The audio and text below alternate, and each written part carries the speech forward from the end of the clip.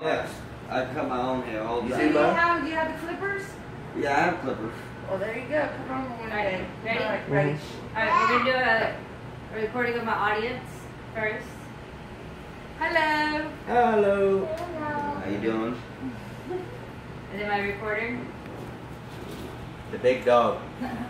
Alright, and then my computer unfortunately stopped charging, so this is gonna be my PowerPoint presentation, and I'll point to you as we go along. Flint, Michigan, their water crisis began 4 years ago through the water supply whenever the government decided to switch their water to the Flint River that contained lead legendaries, and still to this day they still have their water crisis going on because the pipes have not been cleared through with all the resin that's been left in it. You usually hear about water crises that happen in foreign countries. Well, what I'm about to tell you about today is not from a foreign country. It happened here in the United States in a little city called Flint, Michigan. After my informant speech that I presented through my class, I looked up ways for us to be able to help contribute to the Flint, Michigan water crisis. Today I'm going to tell you about how the Flint, Michigan water crisis started, how it affected the residents, and what we can do to contribute to Flint, Michigan's water crisis. How the Flint, Michigan water crisis began, which is going to be on slide number 3. According to a post on CNN Flint Water Facts, the crisis started April 25, 2015, when the government flipped the water supply over to the Flint River in an effort to save money.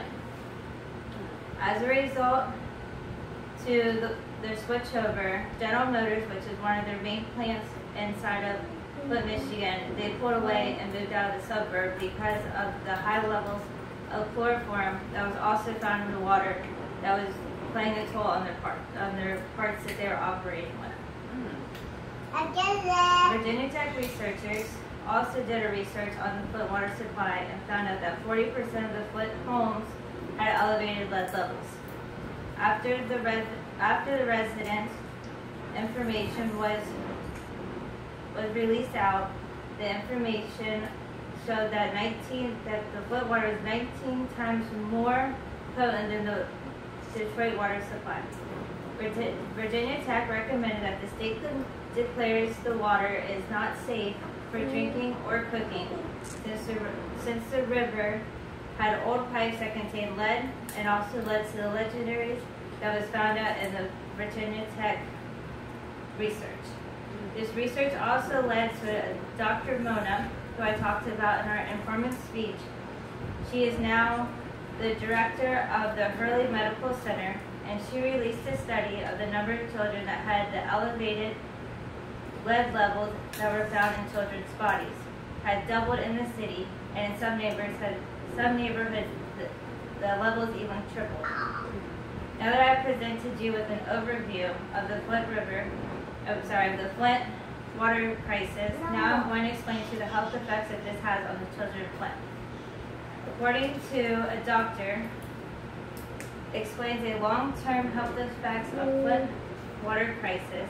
An article presented by CBS News stated that the parents of children in Flint have a good reason to be worried about the lead in the city's water supply. Dr. Phillips is a dean at the Global Health and Mont Santy School of Medicine, told CBS News in this article that was called "There's a real danger that the injuries is going to be permanent and lifelong for these children." He also said that the article, the problem here is no lead levels is safe anywhere. Even low lead levels, especially the exposure of low lead levels, can also be life-threatening and can cause brain damage and other serious illnesses for children. Exposing children that are at risk have a number of reasons to be worried.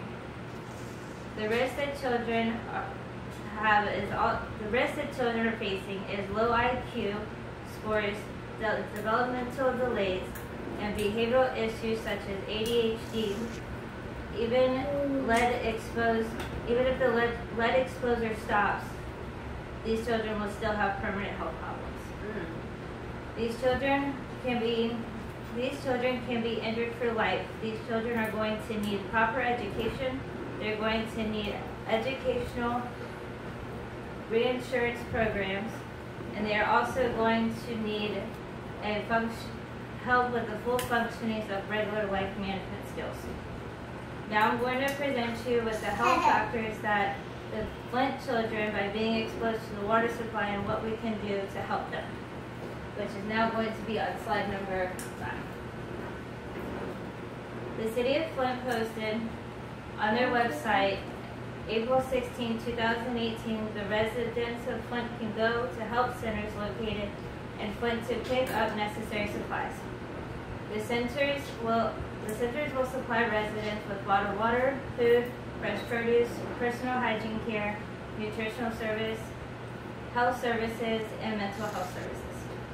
The Centers of Flint community are partnered with the Food Bank of Eastern Michigan. Donating to the City of Flint can help the residents receive necessary supplies they need. We can donate water to the Food Bank of Eastern Michigan, and we can donate money to the Flint Water Fund of United Way of Genesee County. The financial contribution will help with the purchases and distribution of bottled water. In conclusion to this information presented about the Flint water crisis, we should all be aware that the water crisis doesn't only happen in foreign countries, it can also happen in the United States. The Flint water crisis was single-handedly happened from their government, putting the children at risk of their education and coming together to help out. Coming together to help out fellow Americans by donating can make a huge difference to a struggling city to have clean, drinkable water. I hope with this information I left you today makes you want to help the City of Flint and donate any way possible. Thank you.